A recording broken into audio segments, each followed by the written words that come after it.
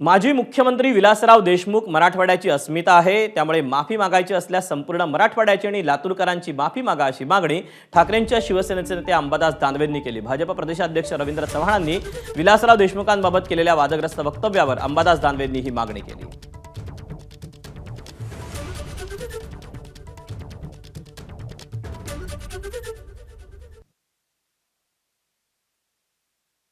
विधान परिषदेची माजी विरोधी पक्षनेते अंबादास दानवे आपल्यासोबत आहेत। लातूरचं सगळं प्रकरण पुढं आलं आणि त्यावरती काँग्रेसकडनं मोठी टीका झाली। आता प्रदेशाध्यक्ष भाजपाचे चव्हाण आहेत, त्यांचं असं म्हणणं आहे की देशमुख यांचे जे कुटुंबीय आहेत त्यांनी दिलगिरी व्यक्त केलेली आहे। हा देशमुख कुटुंबाचा मुद्दा नाही आहे, हा मुद्दा मराठवाड्याच्या अस्मितेचा आहे, सगळ्यात महत्त्वाचा।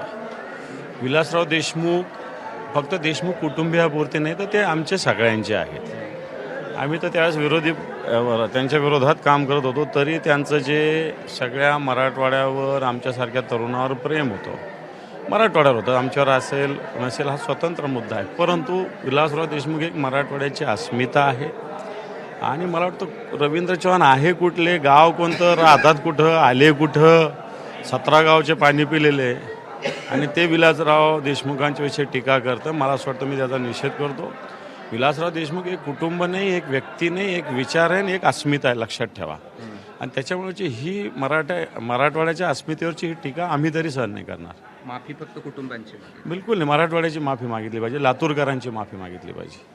दुसरं असं आहे की गेल्या काही दिवसांपासून बिनविरोध ज्यावरती सगळं टीका केली जाते त्यावरती कुलाब्याची जी निवडणूक आहे ती परत या ठिकाणी ती घ्यावी अशा प्रकारचं मत व्यक्त करण्यात येतं आणि ते कुलाब्याला तर काय झालं, विधानसभा अध्यक्षांनी काय केलं सगळ्या जगासमोर आलेलं आहे। खरं तर बिनविरोध कोणतीच निवडणूक होऊ शकत नाही। आपण नोटा हा एक पर्याय ठेवलेला आहे। नोटाचा अर्थ काय आहे की मला कोणताही मान्य नसेल, नॉट ॲप्लिकेबल, आणि त्याच्यामुळं जो बिनविरोध एकटा राहिला असेल त्याच्याविरुद्ध नोटाचं मतदान होऊन जाऊ द्या ना। तर त्याच्यापेक्षा जास्त नोटाला मतदान पडलं तर तोच लोकांना स्वीकार्य नाही असा त्याचा अर्थ होईल। मला असं वाटतं कायद्यात अशा प्रकारच्या बदलाची आवश्यकता आहे। एबीपी माझा, उघडा डोळे बघा नीट।